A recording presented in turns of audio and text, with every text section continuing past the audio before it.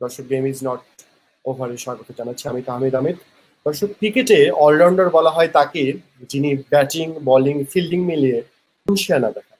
আমাদেরও একজন অলরাউন্ডার ছিলেন বলতে হচ্ছে, তিনি চলে গেছেন কাল আমাদের পেছনে, নুরুল ইসলাম বাবু, যিনি যে মানুষটি অস্ত্র হাতে দেশের জন্য লড়াই করেছেন, তারপর দেশের অর্থনীতিকে একটু শক্ত ভিতের উপর দাঁড় করাতে ব্যবসা বাণিজ্য শুরু করেছে।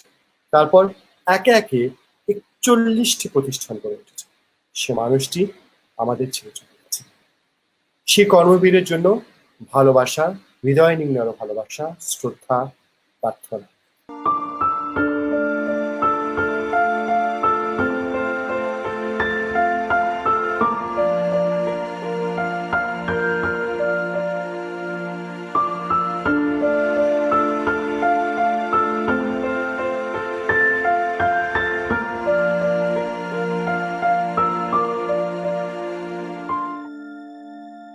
দর্শক ছিলেন এই কর্মবীরকে স্যালুট। আমরা সবসময় বলি শো মাস্ট গো অন। আজকেও তাই গেম ইজ নট ওভারে আপনাদের সঙ্গে আছি তাহমিদ আহমেদ, যেটি করি দেশ বিদেশের খেলাধুলার সংবাদ আপনাদেরকে জানাই প্রতিদিন, এবং একই সঙ্গে একজন অতিথি আমাদের সঙ্গে যোগ দেন। আজকে যিনি যোগ করছেন তিনি হচ্ছেন সাম্প্রতিক সময় তিনি করোনায় আক্রান্ত হয়েছিলেন, করোনার সঙ্গে লড়াই করে জিতে আমাদের মাঝে এসেছেন সাহসের বাতিঘর হয়ে। সে আয়োজন নাফিস ইকবাল আমাদের সঙ্গে কিছুক্ষণের মধ্যে যোগ দেবেন। দর্শক, একই সঙ্গে আপনারা যে মন্তব্য প্রশ্ন যদি কোনো থেকে থাকে আপনারা নিশ্চয়ই কমেন্টসে জানাবেন, মন্তব্য করতে পারবেন, এবং একই সঙ্গে আমরা কিছুক্ষণের মধ্যে লাইভের লিঙ্ক দিতে পারবো। আপনার ইচ্ছে করলে নাফিস ইকবালের সঙ্গে যুক্ত হয়ে তাকে প্রশ্ন করার সুযোগটি থাকছে। দর্শক, আমরা চেষ্টা করছি আমাদের এই অনুষ্ঠানে শুরুতে আমাদের অতিথি নাফিস ইকবালকে জয়েন করবার জন্য। নাফিস ভাই, স্বাগত আপনাকে। Game is not over. Thank you so much. কেমন আছেন? জি ভালো, আপনার শোনা যাচ্ছে? আমি ক্লিয়ার শুনতে পাচ্ছি, থ্যাংক ইউ। আপনাকেও স্যালুট জানাতে হয়, আপনি একটা কঠিন সময়ের মধ্যে দিয়ে গেছেন। আপনি বললে ভুল বলা হবে, একই সঙ্গে ভাবি, বাবুরা, আপনার মা, সবাই পরিবার মিলে আপনারা আসলে একটা কঠিন সময় পার করেছিলেন। আমরা দর্শকরা আপনার কথা তো শুনবেই, একই সঙ্গে শুনতে চায়, মানে আমাদের প্রত্যেকের মধ্যে এই ভয়টা আছে, করোনা গেলে কি হয়, আমরা এত ভয় পেয়ে যাই। আপনারা তো স্পোর্টসম্যান, আপনারা এমনিতেই সাহসী, শারীরিকভাবে ফিটনেস, কিন্তু আপনার মা, মানে কিভাবে আপনি আক্রান্ত হলেন, এই গল্পটা আসলে কিভাবে? ফার্স্টে আমি বলতে চাই, আমি আপনার যমুনার চেয়ারম্যান নুরুল ইসলাম সাহেবের এই নিউজে খুবই দুঃখিত, এবং আল্লাহ ওনার বেস্ট নসিব করুক, এবং সাথে ওনার ফ্যামিলির জন্য সিম্পাথিজ। অ্যান্ড হ্যাঁ, করোনার যে টাইমটা আমি কাটিয়েছি এটা আসলে মানে ব্যাখ্যা করা খুবই ডিফিকাল্ট। আমরা কিন্তু খুব প্রপার লকডাউনে ছিলাম, ভালো মেনটেন করছিলাম। So I have no idea যে এটা কিভাবে আমাদের বাসায় ঢুকে। আমি কিন্তু আমার মনে হয় না একদিন ছাড়া আমি লাস্ট 3 মান্থস আমি ঘর থেকে বের হয়েছিলাম। প্রিমিয়ার লিগের পর একটা ম্যাচের পর যখন ঢুকি তারপর কিন্তু আর বের হয় না। আমাদের প্রপার চাচারা বলেন, এক বিল্ডিংয়েই থাকি আমরা, চাচা সব, তো বাইরের কেউ ছিল না। বাট হওয়ার ছিল হইলো, and it was really tough time, মানে ডিফিকাল্ট ছিল। যেমন আপনি জানেন যে আপনার ছোট দুইটা বাচ্চারও আক্রান্ত, আপনার মা, ওনার একটু বয়স ছিল। বাট আলহামদুলিল্লাহ মামার সিমটমসগুলো অত বেশি ছিল না, মাইল্ডের উপর দিয়ে গেছে। বাট এভরিডে নতুন দিন, পরের দিনটা চিন্তা করতাম যে কি হচ্ছে। এই যেভাবে নিউজ আর যেভাবে এটা দেখে আসছি, ইট ওয়াজ রিয়েলি স্ক্যারি। মানে আপনি বলছিলেন যে আপনি বাইরেও যাননি, একদম প্রপার লকডাউন মেনেছেন, তারপর হঠাৎ কিভাবে হলো? মানে আন্টির কি আগে হয়েছিল? আম্মুর আগে হয়েছিল, তো আম্মুর বাট সিমটমসটা আপনার ওই জ্বর বা এরকম কোনো কিছু ছিল না, আম্মুর দুর্বলতা ছিল। তো ওনার কাছে আমি যেতাম ওনাকে চেক করার জন্য। তো আম্মুর যখন টেস্ট করানোর পর পজিটিভ হয়, সেই দিন আমার আবার জ্বর আসা শুরু হয়, জ্বর আর গা ব্যথা, সাথে মাথা ব্যথা ছিল। তো আমি 2 দিন আমি জ্বরে সাফার করি, জ্বর থাকে, মাথা ব্যথা থাকে, শরীর ব্যথা থাকে প্রচুর। এরপর আমার জ্বর চলে যায়। বাট আম্মুর যখন পজিটিভ আসে তখন আমরা সবাই চিন্তা করি যে যেহেতু আমরা কাছাকাছি ছিলাম, আমরা টেস্ট করে নিই। সো টেস্ট করার পর দেখা যায় যে আমার wife by the way negative ছিল, বাকি আমার 2টা বাচ্চা, আমি আর কিছু হাউসমেটস পজিটিভ। মানে নাফিস ভাই, আপনার তো মানে এখন না একটু শক্তি বেড়েছে, সাহস বেড়েছে সবার মধ্যে, বাট আপনি যখন আক্রান্ত ছিলেন তখন প্রত্যেকের মধ্যে ভয়টা আরো বেশি ছিল। তা আপনি যখন প্রথম শুনলেন আসলে আপনি আক্রান্ত বা আপনার পরিবার পজিটিভ, ওই সময়টা আসলে কেমন লাগছিল? আপনারা আমরা স্পোর্টসম্যানরা আমি সাহসী করি, বাট ওই সময়টা আসলে তারপরও কি কেমন লাগছিল?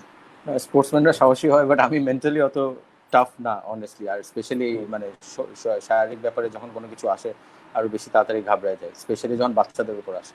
আম্মার যখন আসে তখন আম্মার যখন পজিটিভ, আমি খুবই অবাক হয়েছিলাম টু বি অনেস্ট। মানে এটা মানে আমি বলতে পারি এটা, আমি জানি এটা আল্লাহর ইচ্ছা, বাট পসিবল ছিল না কোনো মতে, এটা মানতে পারছিলাম না যে আমাদের এই বাসায় এত প্রপার মেনটেন করার পর, এত হাইজিন ঠিক রাখার পর এটা হয়েছে। বাট যখন হয়েছে তখন মনে করেন অবাক হই, আম্মার জন্য দোয়া করি, সাথে সাথে আমি যখন অসুস্থ হই মেন্টালি একদিক থেকে মানে ধরে রেখেছিলাম যে হয়তো বা আমারও হবে, বিকজ সিমটমস তা বলছিল।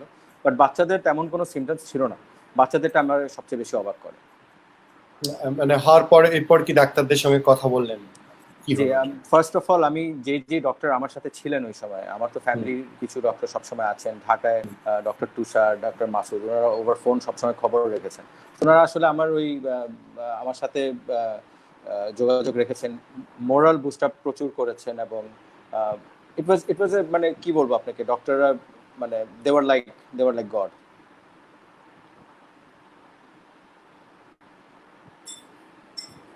হ্যালো নাফিস ভাই, জি শোনা যাচ্ছে? হ্যাঁ, মানে বলছিলেন যেটা। জি, তো ওনাদের সাপোর্ট এনর্মাস।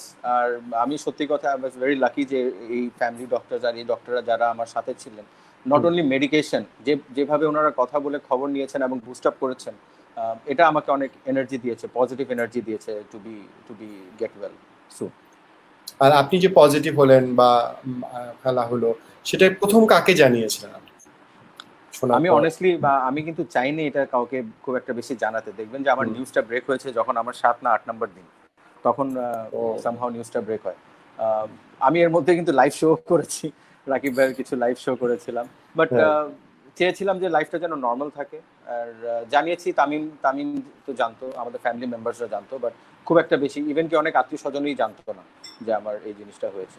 বিকজ এটা আসলে আপনার কি বলবো, এটাতে মানে এটা জানাতে এই কারণে চাইনি বিকজ তখন সিম্প্যাথিজ আসে, অনেক ধরনের প্রশ্ন হয়, অনেকজন ওই সময় জানতে চায় যে হাউ ডু ইউ ফিল, তো এইসব থেকে এড়াইতে চাইছি। বাট অনেস্টলি আরেকটা কথা বলতে চাই, যখন এটা নিউজ ব্রেক হয় তখন কিন্তু আমি প্রচুর সারপ্রাইজ হয়েছে, এত মেসেজ, এতজন, অনেকজন, কিন্তু মনে করেন বাজারের যাদের সাথে আমার দেখা মনে হয় না ওইভাবে করে, এত খবর নিয়েছে, মানে কি বলবো, ইট ওয়াজ অ্যামেজিং। এবং এটা আসলেই মানুষ বলে না সোশ্যালিজম ইজ ইম্পর্টেন্ট, তো এই দিনটা আমি ফিল করি যে সোশ্যালিজম ইজ ইম্পর্টেন্ট এন্ড মানুষের দোয়াটা খুবই জরুরি।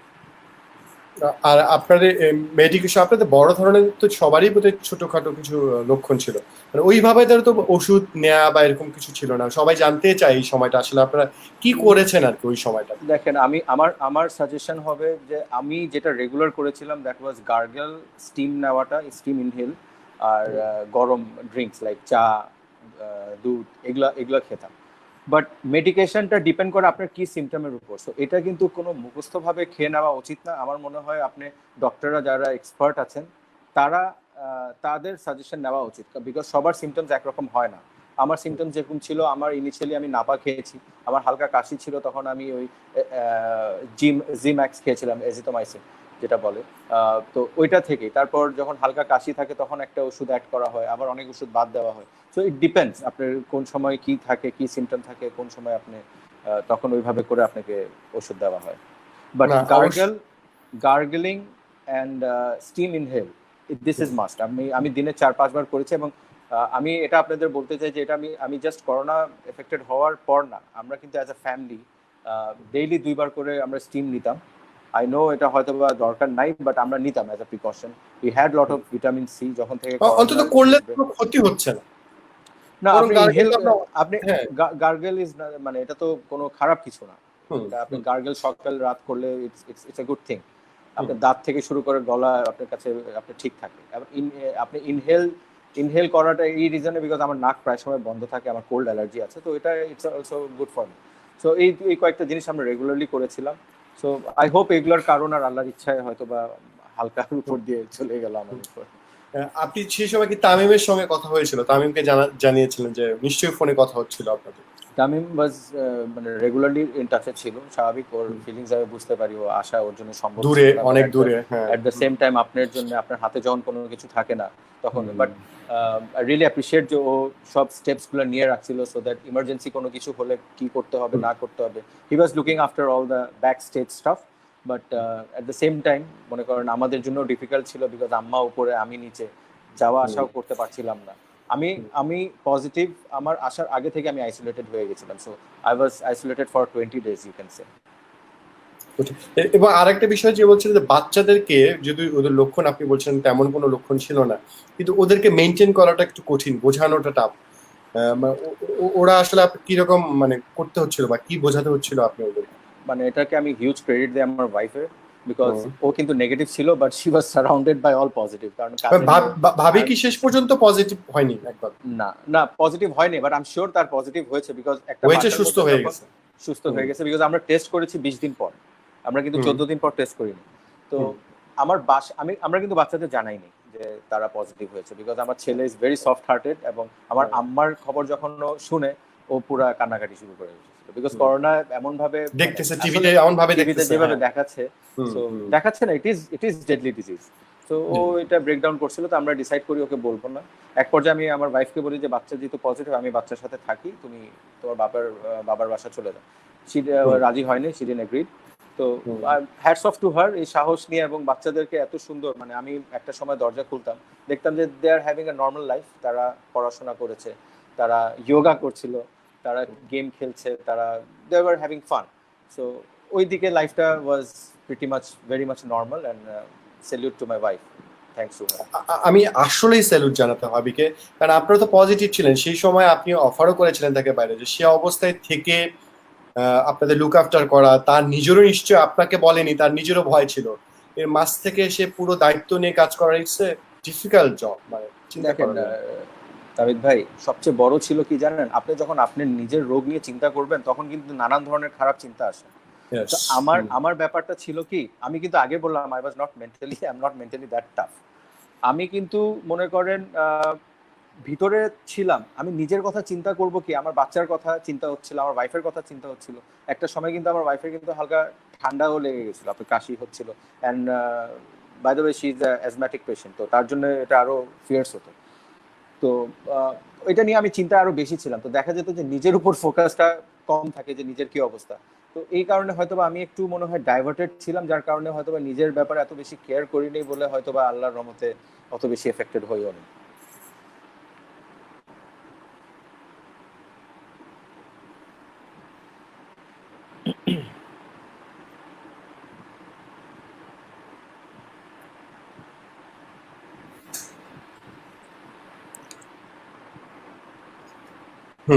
একটু বোধহয় টেকনিক্যাল সমস্যা হচ্ছিল।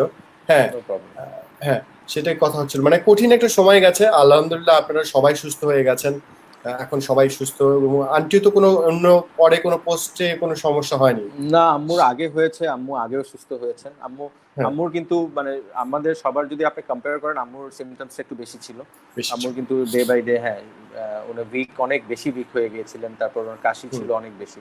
তো যেভাবে এক পর্যায়ে যেভাবে কাশি হচ্ছিল, মানে আমরা চিন্তা করছিলাম যে আল্লাহ জানে ওনার নিঃশ্বাসের কষ্ট হচ্ছে কিনা। সো বাট ওই আমরা প্রিকশন নিয়েছিলাম, আমরা ওই অক্সিজেন মিটারটা, অক্সিমিটার প্লাস অক্সিজেন সিলিন্ডার সবকিছু রেখে নিয়েছিলাম ওনার আশেপাশে, সো দ্যাট ওই সময় প্রাথমিক চিকিৎসা যেন ওনাকে দিতে পারি। এমনিতে যদি বলি ভাই, সেটা হচ্ছে যে ফ্রেন্ডস সার্কেল, যারা আপনি ক্রিকেট খেলেন, মানে যারা মাঠে থাকেন, বা এখন তো আপনি কর্মকর্তা পর্যায়ে ম্যানেজার হিসেবে দায়িত্ব পালন, সবার এই যে ফোন কথা বলা, সেটা আসলে কতটা উদ্দীপ্ত করেছে বা সাহস জুগিয়েছে আপনাকে এই জায়গায়?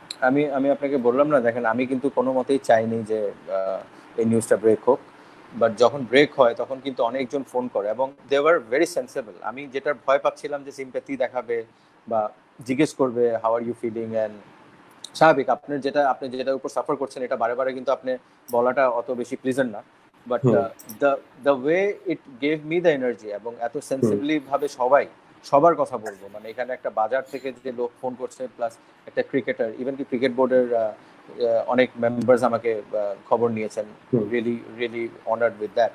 সো না বলবো, it gave me extra energy to be honest. আমরা তাই আসলে আমি বলি যে ক্রিকেটের সোশ্যালিজম ইজ ভেরি ইম্পর্টেন্ট। অবশ্যই সেটাই আমাদের, বিশেষ করে আপনারা তো আছেন এই প্রজন্মের মধ্যে একটু এই সংকটটা আছে যে আমরা আসলে মিশতে চাই কম, কিন্তু আসলে বিপদে পড়লে শুধু আপনি না, আপনি বলছিলেন মা আপনার পাশে থাকে, উপরে থাকে, এটা কিন্তু ভয় একের সঙ্গে একটা শক্তি।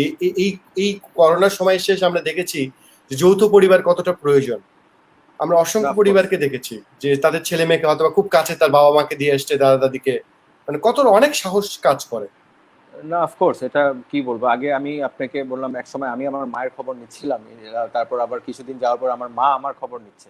So it was a very different scenario, মানে আল্লাহর রহমতে এটা থেকে আমরা পার হয়েছি। আর এটা আল্লাহর অশেষ রহমত। আর আই থ্যাংক দ্য ডক্টর এবং যারা আমার সাথে ছিলেন, যারা দোয়া করেছেন। ইভেন আমি এটাও বলতে চাই যে জার্নালিস্ট, অনেক জার্নালিস্ট আমি জানি তাদের কাজ, তারা কিন্তু ফোন করে খবর নেওয়ার জন্য, but they were very different, মানে ট্রাস্ট মি, ওনারা খবরের চেয়ে বেশি মানে দে রিয়েলি কেয়ার। সো এই জিনিসটা আমার আসলে অনেক ভালো লেগেছিল। So I really thank them এবং আমি একদম মানে মনে প্রাণে বিশ্বাস করি যে দোয়াটা আসলে অনেক কাজে লেগেছে সবার। সেটা নিশ্চয়ই, এবং নাফিস ইকবাল সেই দোয়াটা পেয়েছেন, মানুষের ভালোবাসাটা পেয়েছেন, এটা একটা অনেক বড় বিষয়। নাফিস ভাই, আপনার চেহারায় একটা লাল লাল ভাব আসছে, অন্য কিছু? এটা অ্যাকচুয়ালি যেদিন থেকে নেগেটিভ হয়েছে তার 1-2 দিন পর আমি 11টা থেকে 12টার মধ্যে আমি ছাদে যাই, সো দ্যাট ওই ভিটামিন ডিটা যেন নিতে পারি। তো কিছু এক্সারসাইজ করি, সো এটা হয়তো বা সানবার্ন থেকে কিছু। এটা নিশ্চয়ই ইটস ভেরি দর্শক। Important, it's very important. আমার মনে হয় যে কিছু জিনিস আমাদের মেনটেন করা উচিত এবং দের ইজ আ গাইডলাইন যে আপনি করোনা হওয়ার পর আপনি একদম মানে নর্মাল ভাবে যে হাঁটবেন তা কিন্তু না, সাহস দেখায়। ইউ হ্যাভ টু মেনটেন ওটার জন্য। বাট এখানে খুবই ইম্পর্টেন্ট হলো যে you have to be brave, আপনাকে একটু স্ট্রং হতে হবে। মানে আমি কিন্তু আই ওয়াজ নট ব্রেভ। আমার যখন এটা ফার্স্ট যখন এই নিউজটা পাই তখন আই ওয়াজ ভেরি, কি বলবো, ভেরি ডাউটফুল হয়ে গেছিলাম, কোনো সব কিছুতে খুব বেশি ভয়, একদম সাইকিক টাইপের হয়ে গেছিলাম। বাট আলটিমেটলি চিন্তা করলাম যে না, মানে আপনি স্মার্টলি চলতে পারেন, you know way to go, you know way not to go, you know how to go, you know কিভাবে আপনি নিজের প্রিকশনস নিতে পারেন। আমার মনে হয় দ্যাট ইজ এনাফ। অবশ্যই আমরা নাফিস ভাই, আমরা ফিরবো ক্রিকেটের খবরে, আপনার সাথে ক্রিকেট নিয়ে কথা বলতে চাই সেটাতে। তবে একটা ক্রিকেটের একটু সংবাদ জানিয়ে শুরু করছি। আমরা জানি যে দীর্ঘদিন ধরে বাংলাদেশে ক্রিকেট নেই এবং মুশফিক শুরু করেছেন অনুশীলন, তবে ক্রিকেট বোর্ড কিন্তু চাইছে যে অনুশীলনটা তাদের অধীনে হোক, কোনো ব্যক্তিগত পর্যায়ে না হোক। এবং আরেকটা সংবাদও আছে যে যদি টি-20 বিশ্বকাপ না হয় তাহলে বাংলাদেশ দলে কিন্তু নিউজিল্যান্ডে একটা সিরিজ খেলতে যাওয়ার কথা ছিল, সেটাও হওয়ার সম্ভাবনা নেই, এমন কথা জানাচ্ছেন বিসিবির সিইও নিজামুদ্দিন চৌধুরী। এরকম একটি খবর আছে, একটু দেখতে চাই সেটা। করোনার কারণে বদলে গেছে বিশ্ব ক্রিকেটের অনেক সমীকরণ। 4 মাস পর ইংল্যান্ড উইন্ডিজ টেস্ট সিরিজ দিয়ে নতুন রূপে আন্তর্জাতিক ক্রিকেট ফিরলেও এখনো অনিশ্চিত টি-20 বিশ্বকাপের ভাগ্য। 16 দলের সেই বিশ্ব আসরের প্রস্তুতি নিতে বাংলাদেশ দলের সফরের কথা ছিল নিউজিল্যান্ড। অনিশ্চিত সেই 3 ম্যাচের টি-20 সিরিজও। বিশ্বকাপের ভাগ্যের সাথে সেই সিরিজের ভাগ্যও অনিশ্চিত, জানালেন বিসিবির প্রধান নির্বাহী নিজামুদ্দিন চৌধুরী। অক্টোবরের 3 ম্যাচে টি-20 যেটা নিউজিল্যান্ডের সাথে আমাদের ছিল, বেসিক্যালি এটা আপনার আমাদের একটা আইসিসি ইভেন্টের আগে একটা প্রিপারেশনের অংশ হিসেবে ছিল। এটা পুরোপুরি ডিপেন্ড করবে আইসিসি টুর্নামেন্টটার ডিসিশন কোন দিকে যাচ্ছে। যদি ওয়ার্ল্ড টি-20 ব্যাপারে কোনো নেগেটিভ সিদ্ধান্ত আসে, সেক্ষেত্রে এই সিরিজটা হওয়ার সম্ভাবনা খুবই ক্ষীণ। সাদা আর রঙিন পোশাকের ক্রিকেটে অনেক কিছুই ভেসে গেছে করোনার তোপে। টাইগারদের সেই আক্ষেপ কমাতে যত দ্রুত সম্ভব ঘরোয়া ক্রিকেটের থেমে যাওয়া আসর আবারও শুরু করার তাগিদ বিসিবিরও। যখনই খেলাটা মাঠে ফিরে আসুক, ঘরোয়া ক্রিকেটের মাধ্যমে মাঠে ফিরে আসবে, আমাদের প্রচেষ্টা থাকবে যে Dhaka premier division cricket league দিয়ে শুরু করার জন্য। এদিকে ঘরবন্দি ক্রিকেটাররা অনেকেই ফিটনেস ধরে রাখতে অনুশীলন করছেন নিজের পছন্দের জায়গায়। এমন সংবাদ অজানা নয় বিসিবিরও। সার্বিক নিরাপত্তার কারণে সেটি আবারও নিরুৎসাহিত করার কথা বললেন বিসিবির প্রধান নির্বাহী। আহ্বান জানালেন হোম অফ ক্রিকেটের সব সুযোগ সুবিধা ব্যবহারের। আমাদের অ্যাডভাইস হচ্ছে আমরা এই সময়টায় এই ধরনের বাইরে কোনো প্র্যাকটিস আমরা ডিসকারেজ করি। আপনারা জানেন যে আমরা ইতিমধ্যে ওপেন করে দিয়েছি আমাদের ফ্যাসিলিটিস গুলো, চাইলে তারা ব্যবহার করতে পারেন। তো সেক্ষেত্রে আমাদের ফ্যাসিলিটিস গুলো ব্যবহার করাটাই ভালো হবে বর্তমান পরিস্থিতিতে। সালাউদ্দিন সুমন, যমুনা স্পোর্টস, ঢাকা। আমরা সালাউদ্দিন সুমনের রিপোর্টে দেখছিলেন, আপনি শুনছিলেন। সম্ভবত আগামী শনিবার থেকে ক্রিকেট বোর্ড থেকে জানতে চাওয়া হয়েছে কারা আসলে অনুশীলন করতে চায়। এই তালিকাটা থাকলে তারা একটা সময় তৈরি করে দিবেন এবং সম্ভবত আগামী শনিবার থেকে বিসিবিতে অনুশীলন করার একটা সুযোগ তৈরি হচ্ছে। তা ক্রিকেট ফিরছে, আসলে আমরা দেখেছি সাউদাম্পটনে দুর্দান্ত একটা টেস্ট হয়েছে, আপনি নিশ্চয়ই টেস্টটা দেখেছেন, উপভোগ করেছেন, লাইভ ক্রিকেট দেখেছি আমরা অন্তত শেষ পর্যন্ত, এটাও অনেক বড় ব্যাপার ছিল। তা আপনার কি মনে হয় যে আস্তে আস্তে কি আমরাও ওই পথে হাঁটবো কিনা, ক্রিকেটটা শুরু হতে পারে কিনা? অফকোর্স হওয়া উচিত, but at the same time আপনার সেফটিটা কিন্তু আগে দেখতে হবে, বিকজ আমি আগেও বলেছি, এখনো বলছি, it is a deadly disease, এবং এটা কিন্তু কোনো এজ ফ্যাক্টর না, বা এমন না যে স্পোর্টসম্যানরা এফেক্টেড হতে পারে না বা তাদের মাইন্ড থাকবে, সো ইউ নেভার নো। এটা সায়েন্স এখনো কাজ করছে এবং still working on it. But দেখেন, ইংল্যান্ড বলেন বা আর আমাদের দেশের মধ্যে বলেন, তফাৎ আছে, মানে রিগার্ডিং ফেসিলিটিস বলেন, মেডিকেল এই বলেন। আমি আমার দেশকে ছোট করছি না, বাট আমাদের কিন্তু আমরা জানি যে আমাদের দারিদ্র এটা একটু বেশি এবং ডেইলি আর্নার বেশি। সো আমাদের কিন্তু অনেক সময় না চাইলেও কিন্তু ঘরের বাইরে কাজ করতে যেতে হয়। অ্যাট দ্য সেম টাইম সরকার they are trying their best, but at the same time কিন্তু দেখেন, করোনায় না মারা গেলে দেখবেন না খেয়ে মারা যাবে। সো আমাদের সিনারিওটা ইজ টোটালি ডিফারেন্ট। আমার মনে হয় একটু স্টেবল হওয়া উচিত, because it's a life threatening disease, এবং স্টেবল হওয়ার পরই কোনো ইনিশিয়েটিভ নেওয়া উচিত। না, আমরা সেটাই সেদিন বলছিলাম, দেখা গেল যে ক্রিকেটারদের হলেও তেমন কিছু হবে না, আমরা ধরে নিচ্ছি, তারা যেহেতু, বাট তারা যদি তাদের বাসায় বাবা মা আছেন, স্ত্রী আছেন, বাচ্চা কাচ্চা আছেন, দেখা গেল তার মধ্য দিয়ে কেউ আক্রান্ত হলো, তখন কিন্তু সেই সিনারিটা ভালো হবে না নিশ্চিত। এক্স্যাক্টলি, বাট এমন কিন্তু কোনো জায়গায় বলা নেই যে একটা ক্রিকেটারের নাও হতে পারে, মানে ইউ নেভার নো, অ্যাথলিটের হতে পারে, এবং ইউ নেভার নো যে কি সিমটমসটা কোন সময় ডেভেলপ করে। সো যেহেতু এই ভাইরাসের ব্যাপারে এখনো পুরো ওয়ার্ল্ড মানে they are researching on it, so it's very difficult to say, বুঝছেন না? সো আমার কথা হলো যে অবভিয়াসলি ক্রিকেট আসা উচিত। অ্যান্ড বাই দ্য ওয়ে, এখন কিন্তু আপনার রেইনি সিজন, সো এই সময় আপনি কিন্তু চাইলেও ডোমেস্টিক সিজনতে স্টার্ট করতে পারবেন না, জাস্ট নামের বাস্তে স্টার্ট করে তো হবে না। So it has to be like from maybe October, যখন একটা সেপ্টেম্বর পর্যন্ত আমাদের বৃষ্টির ভাব থাকে, এবং অক্টোবরে হইলে by the time I feel এবং এটা স্টেবল হয়ে যাবে। At the same time, cricket is also very important. Domestic cricket কিন্তু not only the national team players, there are a lot of players যাদের bread and butter এটা, it is important that এটা এখান থেকে যেন শুরু হয়। অনেকেই বলছিলেন যে সবকিছু প্ল্যান করে যদি সুন্দর একটা বিপিএলও করা যায় এই মৌসুমে, সেটাও অনেক বড় কিছু হবে। অফকোর্স বিপিএল প্ল্যান করে করা গেলে তো খুবই ভালো হবে, মানে it is a fantastic tournament, এবং এটা যদি একটা বছর যদি গ্যাপ পড়ে যায়, সো এই ফ্র্যাঞ্চাইজি বেসড এই টুর্নামেন্টের মডেলের উপর একটা এফেক্ট পড়বে, বিকজ আপনি দেখেন ওইদিকে সিপিএল হচ্ছে এবং আইপিএল করারও চিন্তাভাবনা তারা করছে অ্যাট সামহাউ। বাট আমিও আশা করি যে বিপিএলটা হবে, but we have to be very safe secure, এবং ওইটা I am sure BCB is there are lot of capable directors যারা এটা নিয়ে চিন্তা ভাবনা করবেন, এবং I am sure they will Nafees ভাই, বিপিএল এর কথা আসলো, অনেকের প্রশ্ন করছেন দর্শকরা, এরপরে আপনার সাথে সরাসরি আশা করি দর্শকরা প্রশ্ন করতে পারবেন। আপনি আইপিএলও কাজ করেছেন, মানে মুস্তাফিজের সঙ্গে কাজ করেছেন, ওই জায়গাটায় মুম্বাইয়ে কাজ করেছেন। যদি বলেন যে ওই সময়ের অভিজ্ঞতাটা আপনার কি মনে হয় যে আইপিএল এর সঙ্গে আসলে বিপিএল এর পার্থক্যটা কোথায় আপনার মনে হয়? আমরা জানি যে ক্রিকেটের নেশন হিসাবে তো ইন্ডিয়া অনেক বড়, অর্থনীতি ওই জায়গায় অনেক বড়, তারপর বেসিক কোথায় আপনি মনে করেন যে আর একটু বেটার করা যায়? দেখেন, আমার মনে হয় তাদের ফেসিলিটিসটাই সবচেয়ে বেশি এটা, আর তাদের ক্রাউড। আমার মনে হয় there are lot of sectors যেটা BPL day by day grow করবে, বাট আপনি দেখেন ওদের সবচেয়ে বড় জিনিস হলো যে তারা কম্পিটিটিভ হয়, because they play home and away, ঠিক আছে, এবং they have a very good facilities. তাদের ক্রিকেট স্ট্যান্ডার্ডটাও ভালো, আমাদের ক্রিকেট স্ট্যান্ডার্ডটা ভালো, বাট আমাদের ফেসিলিটিসের কিন্তু অভাব আছে, প্র্যাকটিসের দিক থেকে বলেন, বা আমরা জাস্ট 2টা বা 3টা ভেন্যুতে খেলি। সো যার যদি নিজেদের ভেন্যুতে যদি করা যায়, আমি বলছি, but it's not that easy, বুঝছেন না আমি বলাটা, বাট আমি জাস্ট বলতেছি কম্পেয়ার করে।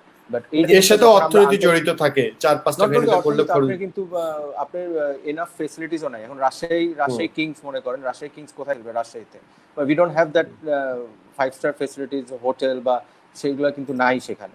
সো এই টাইপের এগুলোও কিন্তু খেয়াল রাখতে হয়, বিকজ আমরা জাস্ট বলি আর কম্পেয়ার করি, we cannot just only blame the cricket board or BPL governing body. But initially আমার মনে হয় ইভেনচুয়ালি এটা কোনো না কোনো দিন ভালো হবে। বাট কম্পারেটিভলি এখন যদি আপনি চিন্তা করেন, IPL is much bigger regarding the facilities, the standard, তারপর অবভিয়াসলি দ্য মডেল, তাদের মডেলটা ইজ মাচ মোর মানে bigger than BPL at the moment. They are making money, they are spending money, they are earning also lot of money. এই IPL এর কথা আসতো, খুব কিছুদিন আগে তামিমের সাথে একটা লাইভে রোহিত কথা বলছিল আপনাকে নিয়ে, যে ওই সময় যে আপনার সাথে তাদের পারিবারিক সম্পর্ক হয়েছিল, তার ওয়াইফের সাথে আপনার ফ্রেন্ডশিপ, বন্ধুত্বপূর্ণ রিলেশন হয়েছিল, তিনি বলছিলেন, এটা খুব মজা করে বলছিলেন আসলেই মানে ওই মানে না। নিশ্চয় অনেকের সাথে পরিচয়, অনেক কিছু। না, আমি আগেও আমি বলি এটা আসলে আমি যখন গিয়েছিলাম, আমি কিন্তু মুস্তাফিজকে হেল্প করতে গিয়েছিলাম, বিকজ হুম, তাদের কিন্তু একটা মুম্বাই ইন্ডিয়ান্সের কিন্তু খুবই স্পেসিফিক অ্যাট দ্য ওয়ার্ক, এবং তারা খুবই প্রফেশনাল। লাইক একটা বলারের জন্য তার জন্য 2-3টা বোলিং কোচ রয়েছে, ঠিক আছে, মেন্টর রয়েছে। তো মালিঙ্গা ছিল মেন্টর ওই বছর, আর সাথে ছিল শেন বট। সো মুস্তাফিজ যেন ক্লিয়ার পিকচার পায়। মুস্তাফিজ ইংলিশ যে বুঝে না তা কিন্তু না, আমাদের দেশে কিন্তু বিদেশি কোচ ছিলেন, বাট তাদের কথা হলো তারা এই লেভেলের প্রফেশনাল যে ও 100% যেন বুঝতে পারে, এই কারণে কিন্তু আমাকে নেওয়া। সো এটাই ছিল আপনার এটাই ছিল আপনার মুম্বাই ইন্ডিয়ান্সের এই। তো এই ফেসিলিটিস গুলা মনে করেন ওরা খুব ভালো করে করে করে গেছে। রোহিতের পরিবারের সাথে যে ফ্রেন্ডশিপের কথা বলছিলেন, সরি আমি এটা ভুলে গেছিলাম। হ্যাঁ, হ্যাঁ। আমরা যখন প্র্যাকটিস করতাম তখন পুরো টিমের সাথে থাকতাম। যখন ম্যাচ হতো, হুম, ম্যাচে তো আমি ডাগ আউটে অ্যালাউড ছিলাম না, ওইখানে শুধু হুম, টিম ম্যানেজমেন্ট এবং টিমের স্কোয়াডে যারা ছিল। তো আমি তখন ফ্যামিলির সাথে আমাকে টিকিট দেওয়া হতো ম্যাক্সিমাম ভেন্যুতে। তো ওই একসাথে বসতাম, তখন একসাথে বুঝতেছেন না, যখন সাপোর্ট করে তখন এই হয়। তো এখানে অনেকের ওয়াইফ থাকতো, অনেকের ফ্রেন্ডস থাকতো, তো ওই একটা ভালো বন্ডিং হয়ে গেছিল ওই সময়। হ্যাঁ, এবং সেটাই যে রোহিত বলছিল আসলে বন্ডিংটা, এবং বোঝাই যায় যে নাফিস ইকবাল মানে আহ, এই যে বন্ডিং তৈরি করা, মানে দেশে সবার সাথে ভালো রিলেশন। আপনি বলছিলেন যে আপনার সবাই ফোন দিচ্ছিল ওই সময়টা, বোঝা যায় যে বন্ডিং এর জায়গাটায় আপনি সবসময় কাজ করেছেন, কাজ করেন, এবং আপনার সবাই তামিম ভাই, ওরা অনেক অনেক রেসপেক্ট দিয়েছে, এটা আমি সত্যি অনেক অবাক হয়েছিলাম। মানে আমি এটা এক্সপেক্ট করিনি, টু বি অনেস্ট। মানে আমি ডেফিনেটলি টেস্ট প্লেয়ার রেসপেক্ট একটু ডিজার্ভ করি, বাট ওরা যে পরিমাণ রেসপেক্টটা দিয়েছে, I was really thrilled, very মানে অনার্ড যে যেভাবে ওরা আমাকে গ্রহণ করেছিল। সো এই জিনিসটাই আপনার মানে অফ দ্য ফিল্ড বলেন, যারা ফ্যামিলিরা ছিল তাদের থেকে শুরু করে প্লেয়ার্সরা। সো এটা আমি মানে I was really please on this. এটাও তো এক ধরনের ক্রিকেট সংস্কৃতি। আপনি দূর থেকে গেছেন, একবারে যদি বলি মোটা দেখে দোভাষ হিসেবে যদি গেছেন যে ওর কাজ করতে, বাট একজন টেস্ট ক্রিকেটারকে তারা যে সম্মানটা দেখাচ্ছে, এটাও তো এক ধরনের আমরা বলি যে ইন্ডিয়ান ক্রিকেট আজকে গেছে তো এই সংস্কৃতির উপর দাঁড়িয়ে, যাকে যে প্রাপ্য সম্মানটা দিতে হয় তারা সেটা দিতে কখনো কার্পণ্য করে না। না না, এটা আমি বলবো যে মুম্বাই ইন্ডিয়ান্সের এই জিনিসটা আমার আসলে মন ছুঁয়েছে, এবং I was really really please যে এই জিনিসটা। আমি তারপর থেকে একদম ডেফিনেটলি এখানে কাজ করেছি বলে না, বাট ওদের পুরো আপনার সিনারিও আর ওদের পুরো সবকিছু দেখে কিন্তু আমি এখন die hard Mumbai Indians fan IPL team. অবশ্যই। আর যেটা বলছিলেন যে আপনি যখন গেলেন, মোস্তাফিজের তো ওই সময় একটা স্ট্রাগল টাইম যাচ্ছিল, মানে ওই মৌসুমটা খুব ছিল না, বাট মোস্তাফিজকে নিয়েও নিশ্চয় ওরা অনেক কথা বলে যে মোস্তাফিজের দুর্দান্ত আইপিএল আমাদের এখান থেকে শুরুর পরে সে যখন আইপিএলটা গেল প্রথম মৌসুম, মুস্তাফিজকে ওরা অনেক হাইলি রেট করে, এবং শেষ পর্যন্ত ওরা হাইলি রেট করেছে। ওরা জাস্ট মুস্তাফিজকে কিন্তু ইনিশিয়ালি সব ম্যাচই খেলেছিল। মুস্তাফিজও কিন্তু এমন না যে খুব বাজে করেছিল, বাট দেয়ার আর টি-20 খেলা এমন যে আপনি ইউ নেভার নো, একটা দুইটা বলের মধ্যে খেলাটা অনেক ঘুরে যায়। বাট অ্যাট দ্য মানে প্রথম কয়েকটা ম্যাচ যাওয়ার পর তাদের টিম কম্বিনেশনের কারণে তারা মনে একটা ব্যাটসম্যান ঢুকিয়েছিল, একটা বলার অফ করে। সো আনলাকিলি ওইটা মুস্তাফিজ হয়, এবং তারপর থেকে তারা একটু জিতা শুরু করে। সো ওইদিকে মুস্তাফিজ একটু আনলাকি ছিল, but the respect he got, এবং ওকে নিয়ে কাজ করা, এটা ও না খেললেও কিন্তু ওই রেসপেক্টটা কিন্তু ওরে দিয়েছে। Mustafiz definitely is a big star আমাদের দেশের জন্য এবং ইন্ডিয়াতেও। আপনার দর্শকরা অনেকে প্রশ্ন করেছেন, ইংল্যান্ডের সাথে একজন প্রশ্ন করেছেন যদি স্মৃতিটা বলতে, ইংল্যান্ডের সাথে মানে প্র্যাকটিস ম্যাচে সেঞ্চুরি করেছিলেন, সেই অনুভূতিটা বা সেই সময় স্মৃতিটা জানতে চেয়েছেন অনেকে। মানে বিশ্বাস হয়নি আমার, টু বি অনেস্ট। মানে আমি ওইভাবে এত বড় চিন্তা ভাবনা ছিল না, বিকজ ওইটা আমার সেকেন্ড মনে হয় ইন্টারন্যাশনাল কোনো টিমের সাথে আমি খেলেছিলাম, সেকেন্ড ম্যাচ ছিল আমার কোনো ইন্টারন্যাশনাল ফুল টিমের সাথে খেলেছিলাম। বাট অনেস্টলি বলবো যে এখানে I give a lot of credit to ওই সময় আন্ডার-19 কোচেস, যারা মানে মেন্টালি আমাদেরকে খুব ভালো বিল্ড আপ করেছিল। রিচার্ড ম্যাকিন্স ছিল, ফাইন স্যার ছিল, রতন স্যার ছিল, ওনারা ছিলেন।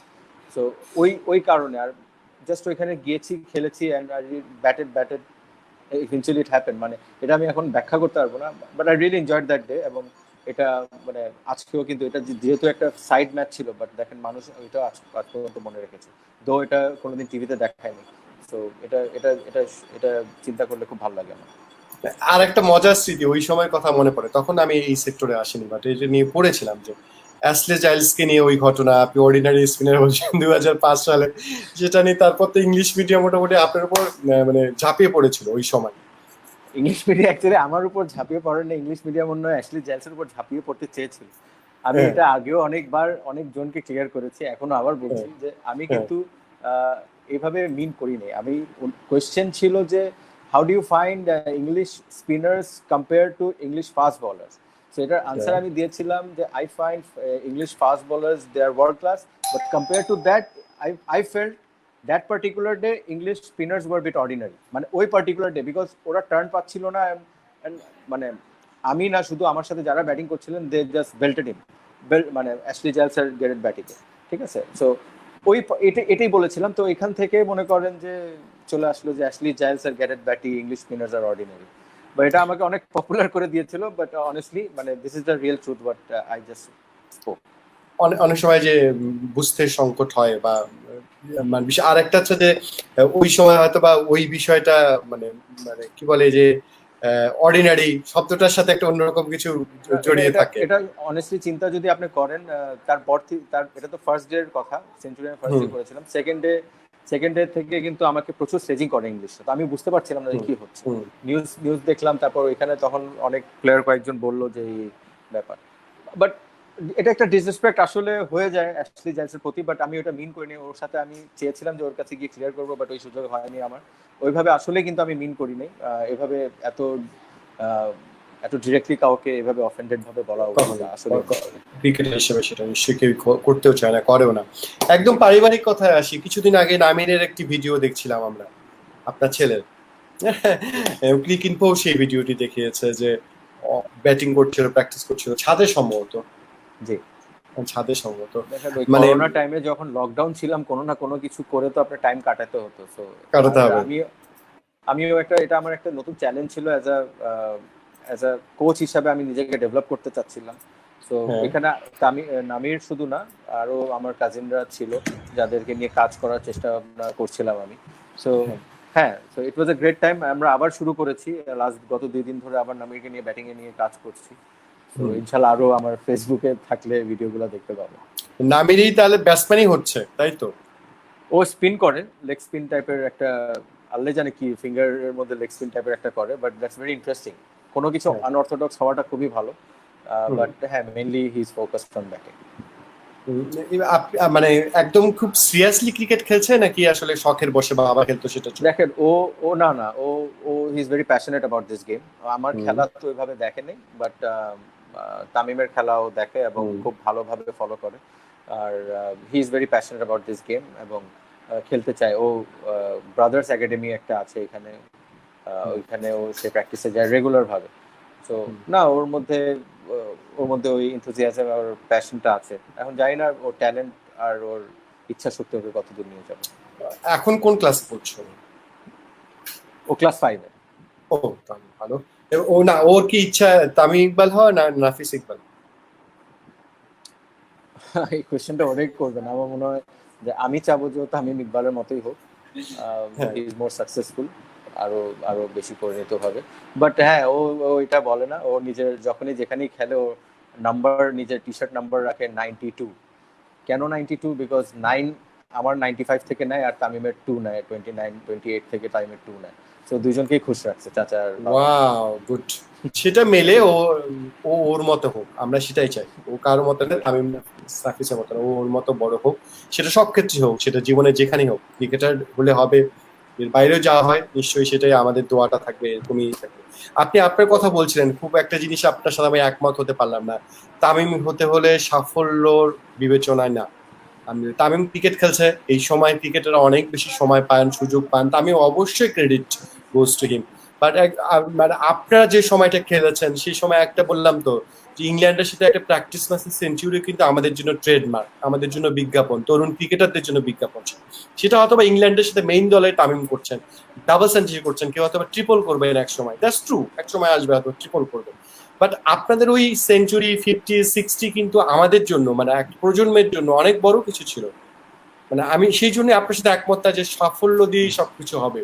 হ্যাঁ, আকরাম ভাই অনেকে বলতে পারে যে 30 রান করেছেন, 20 রান করেছেন, বা তার আগের প্রজন্ম হয়তো 40 করেছে। হ্যাঁ, ওই 40টাই আমাদের জন্য তখন অনেক বড় ছিল, ওই 20টাই আমাদের জন্য কখনোই ছোট হয়ে যাবে না। কেউ 400ও করে, ওই 40 ছোট হয়ে যায় না কখন।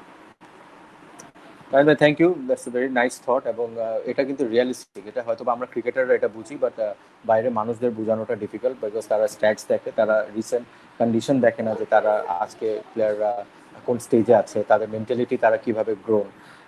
আমাদের সময় আমরা কিন্তু মেন্টালিটি ওইভাবে গ্রোন ছিলাম না। আমরা যেতাম, আমরা কম্পিট করতে যেতাম, অবভিয়াসলি সবাই জিততে চায়, আমরাও জিততে যেতাম, বাট এখনকার প্লেয়াররা they know they can win. So mental ডেভেলপমেন্টের সাথে ফেসিলিটিসটাও একটা জিনিস থাকে। আমাদের একটা সময় ছিল যখন আমরা বঙ্গবন্ধু স্টেডিয়ামে প্র্যাকটিস করতে যেতাম, বৃষ্টি হলে কিন্তু প্র্যাকটিসটা অফ হয়ে যেত, বাট এখন there are good facilities. So time by time, you are right, thank you for your thoughts, এবং আই রিয়েলি অ্যাপ্রিসিয়েট যে আপনি এই জিনিসটা চিন্তা করেন, এবং এটা আসলে অনেক অনার করেছে আমাদের। অবশ্যই। এবং একটা কথা, মানে আপনি বলছিলেন যে মাত্র 16টা টেস্ট খেলেছেন, আমি যদি ভুল না করে থেকে 11টা ওয়ানডে আপনার, সেই মানে আপনার কি মনে হয় যে এত কম সময় ক্যারিয়ার শেষ করা, সেটা নিয়ে আক্ষেপ নিশ্চয় আপনার কাজ করে? পরে একবার ফেরার সম্ভাবনা হয়েছিল আপনার একটা সময়। জি জি, 11টা টেস্ট ছিল আর 16টা ওয়ানডে। টেস্টে কিন্তু নিয়মিত ছিলাম, ওয়ানডে থেকে ড্রপ করেছি, দ্যাট ওয়াজ ফাইন। 2-3টা ম্যাচে টানা আমার স্কোর হয় নাই, সো এইভাবে করে। আগে অপরচুনিটি খুব কম থাকতো, honestly I have no idea why, but আগে অপরচুনিটি খুব কম থাকতো। 2-3টা ইনিংসের পরই মনে করেন আমার 50 ছিল, but ultimately I was drop. I have no complain. টেস্টে ছিল খুব ভালো অপরচুনিটি, বাট টেস্টে ওই একটা টেস্ট সিরিজ হওয়ার পর 2007-এ একটা বিশাল গ্যাপ হয়ে গেছিল, 11 মাস কোনো টেস্ট ক্রিকেট হয়নি। তো আমি ওই সময় নিয়মিত টেস্ট খেলতাম, ওয়ানডে থেকে বাদ পড়েছিলাম। তখন কিন্তু আমার একটা ইনজুরি হয়, জাস্ট 2007 ইন্ডিয়া সিরিজের আগে আমার মুখ ভেঙে যায়। তো ওই সময় আমার ব্যাক টু ব্যাক কিছু ইনজুরি হয়, মানে আমি এখন রিকল করলে আমার লোম এখনো দাঁড়ায় যায়, কারণ এটা একটা নর্মাল হিউম্যান বিং এর সাথে হতে পারে না। কারণ আপনি আমার মুখ ভাঙলো, মুখ ঠিক হলো, পা ভাঙলো, একটার পর একটা ইনজুরি হলো। তো ওইটা আমাকে অনেক পিছিয়ে দিয়েছিল, এবং by that time Tamim stable হয়েছে, Shahriar Nafees was doing well, Imrul Kayes চলে এসেছিল। So it was very difficult compete করা। ওই সময় একটু মেন্টালি ব্রোকডাউনও হয়েছিলাম, বাট সামহাও 1-2 বছর পর আবার ফিরি, যখন কয়েকটা ভালো ডোমেস্টিক ক্রিকেটে ভালো পারফরমেন্স করি। 2009-10-এর দিকে একটা নিউজিল্যান্ড সিরিজের আগে আমার একটা ভালো সুযোগ ছিল, এমনকি সিলেক্টরও বলেছিলেন যে ইউ হ্যাভ ব্রাইট, বলেনি, কনফিডেন্ট ছিলেন যে খেলবো, বাট ইট নেভার হ্যাপেন্ড। আর আমি তখন আর কোয়েশ্চেনও করিনি কেন। আমরা যাও, এখন আর নতুন একটা অধ্যায় শুরু হয়েছে, নতুন কাজ করছেন, নিশ্চয়ই সেই অপূর্ণতা ঘুচে যাবে। নিশ্চয়ই আরো অনেক কিছু আপনার ক্রিকেটে দেওয়ার আছে, আপনি যেখানে চট্টগ্রামে থাকেন সেখানেও করবার আছে, এবং আমরা ন্যাশনাল পর্যায়েও আপনাকে নাফিস ভাইকে চাই, সেটাই বাস্তবতা। একটা কথা অনেক সবসময় আপনাকে বলি, যে একটা আমাদেরও আফসোস থেকে গেছে যে 2 ভাই একসময় ওপেন করবেন, সেটা দেখা হলো না। অলমোস্ট হয়ে গেছিল, আমি বললাম না 2009-10-এর দিকে, বাট আলটিমেটলি হ্যাঁ, এটা আফসোস আমার মায়ের, তামিমের, হয়তো বা আমার বাবার, এই আমাদের ফ্যামিলি মেম্বারদের সবার, ইভেন কে হয়তো বা আমার ছেলেও একটা সময় এটা যদি দেখতে পারতো বা জানতে পারতো, হয়তো বা খুব খুশি হতো। সেই আক্ষেপটা রয়ে গেছে আসলে, অনেক মানুষও এটা আমাকে বলে।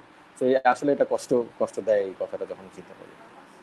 নিশ্চয় ভবিষ্যতে কেউ আসবে, আমি জানি না, কাছাকাছি কেউ আসবে হয়তো, তখন হয়তো। এখন তো ম্যানেজার হিসাবে রোল প্লে করছি, এখন যদি এমন হয় যে ম্যানেজার হিসাবে যদি ন্যাশনাল টিমে সুযোগ পাই কাজ করার, তাহলে হয়তো কিছুটা হইলো কভার করবে। সো দোয়া করবেন, এবং সবাই ফ্যানরাও যেন দোয়া করে দেন এটা সম্ভব হয়। অবশ্যই। সেটা হচ্ছে যে আপনি মানে এই ম্যানেজারের জায়গাটায় এসলেন, মানে এটা নিয়ে অনেকেই প্রশ্ন করেছেন, মানে কি আপনি এটা কি শখের বসে এসছেন, নাকি আপনি যখন মুম্বাই গেলেন, অনেকেই বলছে ব্যাক অফ দ্য মাইন্ড, এটা নিশ্চয়ই কাজ করেছে, ওদের কিভাবে কাজ করে, কিভাবে চলতে হয়, আপনি কি দীর্ঘ সময় সার্ভিসটা দিতে চান কিনা, এই কাজটা করতে চান কিনা? দেখেন, আমি যখনই ক্রিকেট খেলতাম তখন হতো কি, কিছু ম্যানেজারাল স্টাফ আমি নিজে এই দায়িত্বটা নিয়ে নিতাম। লাইক মনে করেন একটা টিমের কোনো পার্টি অর্গানাইজ করা, বা একটা ফান সেশন করা, বা জার্সি ডিজাইন করা, সো এগুলো কিন্তু ম্যানেজারের কাজ। তো এই প্যাশনেট এইসব, এটা আমার কিছু ছিল আগে থেকে, এবং এই সুযোগটা আমাকে কাজী এনাম আহমেদ, এই খুলনা টাইটান্সের যিনি ওনার, উনা দিয়েছিলেন 2016-এ। সো মানে ওইটার পর যখন আমি ফার্স্ট বছর কাজ করি, আই ওয়াজ ভেরি ইয়াং, দেওয়ার আমি নিজের উপর অত বেশি কনফিডেন্ট ছিলাম না। অনেকজনও বলছিল যে একটা ইয়াং ম্যানেজার কিভাবে হতে পারে, বিকজ নর্মালি ম্যানেজার কিন্তু আপনার একটু বয়স্ক হতে হয়। বাট আলহামদুলিল্লাহ এটা আমি ভুল প্রমাণ করেছি এবং আমার মনে হয় যে বয়স ম্যাটার করে না, আপনার কাজ ম্যাটার করে। সো এটার পর আমি তখন থেকে রেগুলার বিপিএল করছি এবং নানান জায়গায় এই বাংলাদেশ এ টিমের ট্যুরে ছিলাম 2টা সিরিজে, বিসিএল এ কাজ করছি। সো আলহামদুলিল্লাহ গোয়িং ওয়েল। আমার ইচ্ছা আছে, but at the same time কিন্তু আমি কোচিংও করি প্রিমিয়ার লিগে। সো আমি দেখতে চাই, আমি হয়তো আগেও অনেক জায়গায় বলেছিলাম যে খালেদ মাহমুদ সুজন ভাই উনি কিন্তু 2টা রোলই করেন। সো আমি ওনার দিকে একটু দেখেছিলাম এবং ওনার ক্যারিয়ারটা আমার খুব ইন্টারেস্টিং লেগেছে। সো আমি চাই যে এরকমই কিছু একটা ডেভেলপ করতে এবং আলটিমেটলি যেটা আমার ভালো হবে এবং এটা, বাট অ্যাট দ্য মোমেন্ট আমার ম্যানেজারের দিকে ঝুঁকিটা একটু বেশি। একজন দর্শক এসেছেন, আপনার সঙ্গে সরাসরি প্রশ্ন করার সুযোগ পাচ্ছেন, ভাগ্যবান দর্শক আকরাম হোসেন। আপনি আকরাম ভাই, আপনাকে স্বাগত জানাচ্ছি। আকরাম হোসেন, আপনি নাফিস ভাইকে প্রশ্ন করতে পারেন সরাসরি। আসসালামু আলাইকুম। আসসালামু আলাইকুম। ভয় পেয়ে গেছি প্রথমে যখন আকরাম নাম নিছে, আমার চাচা চলে আসছে। আসসালামু আলাইকুম। আসসালামু আলাইকুম, কেমন আছেন? কেমন? তো আলহামদুলিল্লাহ, ভালো আছেন নাফিস ভাই? আপনার দোয়া আছে আলহামদুলিল্লাহ। হ্যাঁ, নাফিস ভাইয়ের কাছে আমার একটা প্রশ্ন হচ্ছে, আপনি ওডিআইতে অভিষেক হওয়ার পরে আবারই আপনি U19 বিশ্বকাপও খেলেছেন এবং ওইখানে 8 ম্যাচে সম্ভবত 305 রান করেছেন 50 গড়ে। তো জাতীয় দলে অভিষেক হওয়ার পর আবার U19 দল কিংবা আবার U19 দল থেকে জাতীয় দলে, তো মানে ওই বিষয়ে তখন আপনার কাছে কেমন লাগছিল বা ওইটার অনুভূতি সম্পর্কে যদি আমাদের একটু বলতেন। আমি 2003-এ আমার ডেবু হয়েছিল। আমি অ্যাকচুয়ালি ওই ইংল্যান্ডে যখন 100 করি, আমার ইন্টারেস্টিংলি আমাকে টেস্টে নেওয়া হয় না, ওয়ান ডেতে নেওয়া হয়। সো ওইটার পর ওই 2টা ম্যাচ খেলি আমি, তখন ওয়ান ডেতে ভালো করতে পারিনি। এটার পর আমি কিন্তু আন্ডার-19 ক্যাম্পে ছিলাম ওই সময়। তো আমাদের সামনে ওয়ার্ল্ড কাপ ছিল। সো এটা আসলে কোনো ফিলিং না, বিকজ আপনার দেশের জন্য যে লেভেলই খেলছেন এটা আপনাকে একটা আলাদা প্রাইড দেয়, একটা আলাদা আপনি প্রাউড ফিল করেন। সো আমি যখন আন্ডার-19 খেলি, আন্ডার-19-এ ভালো করার পর আবার 2004-এ আমার ডেবু হয় নিউজিল্যান্ডের সাথে টেস্টে। ওই বিশ্বকাপে কি ভাই অধিনায়ক ছিলেন? নাফিস ভাই কি অধিনায়ক ছিলেন? না, আমি 2004 বিশ্বকাপে অধিনায়ক ছিলাম না, আশিকুর রহমান ছিল অধিনায়ক। এবং কিন্তু আমরা খুব ভালো খেলেছিলাম এবং আমরা অস্ট্রেলিয়াকে হারিয়ে প্লেট চ্যাম্পিয়ন হয়েছিলাম এবং ওই ওয়ার্ল্ড কাপে আমি 3rd হাই স্কোরার ছিলাম। ধন্যবাদ ভাই, আপনাকে অসংখ্য ধন্যবাদ আমাদের সঙ্গে যুক্ত হয়েছেন। আমাদের দুহা চৌধুরী নামে আরেকজন যুক্ত হয়েছেন, আপনি প্রশ্ন। আসসালামু আলাইকুম। আসসালামু ভাইয়া, কেমন আছেন? ভাইয়া ভালো আছি। ভাইয়া আপনার কাছে যেটা প্রশ্ন করতে সেটা হলো, ভাইয়া আপনার ছেলের ক্যারিয়ার শেষ হওয়ার পর ছেলেকে কোন পর্যায়ে দেখতে চান? আমার ক্যারিয়ার, দোয়া করেন যে আমার এখন যে ক্যারিয়ার আছে এটা এখন যেন তো সহজে শেষ না হয়। না ভাইয়া, বলতে চাচ্ছিলাম যে আপনার ছেলে, আমার ছেলের ক্যারিয়ার শেষ হলে জি, কোন জায়গায় দেখতে চান? দেখেন, আমি আমার ছেলের ক্যারিয়ার নিয়ে এখনো বলতে পারছি না যে আমার ছেলে কি হবে। ক্রিকেটার হওয়ার জন্য কিন্তু আপনার যে যে জিনিস দরকার ওইগুলো পুরোপুরি পরিণত যদি হতে পারে তাহলে হয়তো ক্রিকেটার হবে। বাট আমি সবচেয়ে বেশি চাই যে একটা ভালো মানুষ হোক এবং ভালো হিউম্যান বিং হোক, এটা সবচেয়ে আমার আগে চাওয়া। এবং সফলতা পরে যে কোনো সেক্টরে ও থাকবে এটাতে আমার সাপোর্ট থাকবে এবং ও ফার্স্টই আমি চাবো যে ও যেন একটা ভালো মানুষ হোক। দোয়া, আপনাকে অসংখ্য ধন্যবাদ আমাদের সঙ্গে যুক্ত হয়েছেন। তামিম ভাই, আরেকজন দর্শক আছেন, সরি নাফিস ভাই আরেকজন যুক্ত হয়েছেন, কেটে গেছেন তিনি, তবে একই নামে তামিম নামে একজন প্রশ্ন করেছেন, ঠিক ক্লিয়ার না দর্শক, তারপরও আমি প্রশ্নটি চেষ্টা করছি, খুব মজা লেগেছে। সেটা হচ্ছে, চাচা ভাতিজা কি একসঙ্গে কখনো খেলেছেন? মানে সম্ভবত উনি আকরাম ভাইকে মিন করেছেন। খেলেছেন আপনারা কখনো মাঠে ক্রিকেট খেলেছেন? খেলেছি, আমরা জাতীয় লিগে খেলেছি। আমার জাতীয় লিগের ডেবিউটা খুব আর্লি হয়। ইনফ্যাক্ট 99-এ ন্যাশনাল টিমের, ওই সময় ন্যাশনাল টিমের প্লেয়াররা স্ট্রাইক করে। তো আমি তখন আন্ডার-16 একটা টুর্নামেন্ট খেলেছিলাম, খুব একটা বেশি কিছু খেলিনি। সো ওইখান থেকে যখন স্ট্রাইক করে তখন দেখা যায় যে অনেক প্লেয়ার, প্রিমিয়ার লিগের প্লেয়ারগুলো খেলছে না, তখন আলটিমেটলি আমি সুযোগ পাই। বাট আমি যখন সুযোগ পাই তখন আমি কোনোদিন কল্পনা করিনি যে আমাকে ম্যাচে খেলানো হবে, বিকজ ওই সময় ঢাকা ফার্স্ট ডিভিশন যারা খেলতো তারা খেলার কথা। তো সুলতান আবেদিন, নান্নু চাচার চাচা, উনি আমাকে ডেকে বলেন যে, আমি তখন আগে মিডল অর্ডার খেলতাম, 4-3-4-এ ব্যাটিং করতাম। উনি আমাকে ডেকে বলেছিলেন যে তুমি কি ওপেন করতে পারবা? আমি ভাই খেলার জন্য বলছি যে হ্যাঁ পারবো। ওই ম্যাচে আমার সেঞ্চুরি হয় এবং সেঞ্চুরি হওয়ার পর 2টা ম্যাচ খেলার পর ন্যাশনাল প্লেয়াররা ব্যাক করে। এরপর থেকে ওই আকরাম চাঁদের সাথে আমি 3-4টা ন্যাশনাল লিগ খেলেছিলাম। আবহনীতে খেলেছি 1 বছর 2 বছর। মানে দুইজন একসঙ্গে? হ্যাঁ, একদম। ভালো অভিজ্ঞতা। নিশ্চয়ই দর্শক আপনার প্রশ্নের উত্তরটি পেয়ে গেছেন। অনেকক্ষণ থেকে একজন চেষ্টা করছেন, ইব্রাহিম ভাই, আপনার অসংখ্য ভক্ত চেষ্টা করছেন। আমি যদি সবাইকে সুযোগ দেওয়া কখনোই সম্ভব না, দর্শক ক্ষমা করবেন। আপনারা যারা সামনে পাচ্ছে আমি তাদেরকেই সুযোগটি দেওয়ার চেষ্টা করছি। ইব্রাহিম, আপনি খুব আসসালামু ছোট, আলাইকুম ভাই। সময় কম, প্রশ্নটা করতে পারেন। জি, কেমন আছেন? নাফিস ভাইকে কি আমাদের বাংলাদেশ দলের ব্যাটিং কোচ হিসেবে দেখতে চাই? পাবো ভবিষ্যতে দেখেন এই মুহূর্তে আমি ব্যাটিং আমি কোচ হিসেবে? আমি এই মুহূর্তে ম্যানেজারের কাজ করছি এবং ওটাতে এক্সপিরিয়েন্স আপনি বলতে পারেন কিছুটা গেইন করেছি। বাট হ্যাঁ, কোচিং করছি আমি খেলাঘর জি। টিমের লাস্ট 2-3 বছর এবং টিমটা খারাপ করছে না, ভালো করছে। সো কোচিংয়েও করছি আমি, যেটাতে জি। ভালো ডেভেলপ করতে পারি। আশা করি যে কোচিংয়ে আসতেও পারি, বিকজ 20 বছর ক্রিকেট খেলেছি, তো এখান থেকে জানার আমার অনেক কিছু থাকে প্র্যাকটিক্যালি, যেটা আমি এক্সপিরিয়েন্স নিয়েছি। বাট আমি জানি না, বাংলাদেশ টিমে কোচ করার জন্য একটা ক্রাইটেরিয়া থাকে এবং অনেক হাই লেভেলে কোচ থাকে, তো ওই পর্যায়ে যাই তো ইনশাল্লাহ। জি ভাই। দর্শক আপনাকে অসংখ্য ধন্যবাদ। আহ, আহ, নাফিস ভাই, সেটা হচ্ছে ফুটবলে কাকে ফলো করে, রিয়াল না বার্সা? Real Real Madrid. ও, তাহলে তো আপনি খুব সুখে আছেন, আপনার তো মাত্র 2 পয়েন্ট লাগে চ্যাম্পিয়নে, তাই তো? হ্যাঁ, আমি খুব বেশি ফলো করি না অনেস্টলি, বাট রিয়েল ফ্যান। হ্যাঁ, আর এখন রিসেন্টলি একটু লিভারপুলের দিকে ঝুঁকে হচ্ছে, নট বিকজ যে ওরা হঠাৎ চ্যাম্পিয়ন হয়েছে, হ্যাঁ। ওইটার জন্য না, বাট ওই সেই মোহাম্মদ সালাহ থেকে শুরু করে লাস্ট 1-2 বছর তাদের ব্যাপারে খবর নিচ্ছে এবং ভালো লাগছে তাদের এই। ওরা যে প্যাশনেট, মানে যে সমর্থক, ওদের যে আসলে 30 বছর ধরে অপেক্ষা করেছিল, এবং লিভারপুলের সময় আসলে ক্রেডিট দিতে হয়। আপনার যে দল রিয়াল মাদ্রিদকে নিয়ে আমাদের ছোট একটা খবর আছে। লিভারপুলের জন্য একটু আলাদা ফিলিংস আছে। আমার আব্বা খুব লিভারপুল সাপোর্ট করতেন ওই সময়, তো ওটার জন্য একটা আলাদা সফট কর্নার আছে লিভারপুলের জন্য। সফট কর্নার আছে। আমরাও একদম শেষের দিকে চলে আসছি নাফিস ভাই আমাদের আড্ডার। সেটা হচ্ছে যে আবারও অনেকেই প্রশ্ন করেছেন, যারা শুরুতে ছিলেন না তারা হয়তো বা এরকম কেউ হবেন, যে আপনার করোনাকালীন সেই অভিজ্ঞতা নিশ্চয়ই আপনারা যারা দেখতে পারেনি শুরুতে, সেই লাইভে শুরুতে দেখে নিতে পারবেন অনুষ্ঠান শেষে করোনাকালীন অভিজ্ঞতা। তবে নাফিস, মানে সেটা হচ্ছে যে আপনার মানে এই মানে যারা এখনো নিয়ম মেনে চলছেন বা নিয়ম মেনে চলছেন না, বা যে আক্রান্ত হচ্ছেন, মূল বিষয়টা তারা যে মানুষ ভয় পেয়ে যায়, প্রচন্ড মানসিক ভাবে একটা শক্ত হয় পরিবার, ওই জায়গা থেকে বের হয়ে আসার জন্য আপনি কি পরামর্শটা দিবেন? আমি দেখছি এবং আমি আশেপাশে আমাকে মানে মনে করেন যে কারোর কোনো সিমটমস যখন ডেভেলপ হয়, অনেকজন আমার পরিচিত তারা আমাকে ফোন করছে। তারা ইভেন কি আমি অবাক হচ্ছি যে তারা টেস্ট করতে ভয় পাচ্ছে। টেস্ট করলে কিন্তু আপনি জানতে পারবেন যে আপনি কি করছেন, বিকজ আপনি তো শুধু আপনি নিজেকে না, আপনি কিন্তু আপনার ফ্যামিলিকেও সেভ করতে হবে এই ক্ষেত্রে। তো পরামর্শ কি ভাই বস, আমি বলবো যে আমি স্মার্টলি চলতে বলবো। আমি বলবো না যে আপনি একদম গৃহবন্দী হয়ে যান, বিকজ আপনি মেন্টালি আপনি স্টেবল থাকতে পারবেন না। আপনি বের হন যদি প্রয়োজন হয়, আর মাস্ক অবভিয়াসলি ইউজ করতে হবে, নিজেকে স্যানিটাইজ রাখতে হবে, hands and all. So smartly ভাবে যেটা যেভাবে মানে ইনস্ট্রাকশন দেওয়া আছে, ইটস ভেরি সিম্পল। বাট প্রয়োজন ছাড়া না বের হওয়াটা ভালো এবং সাহস রাখা উচিত।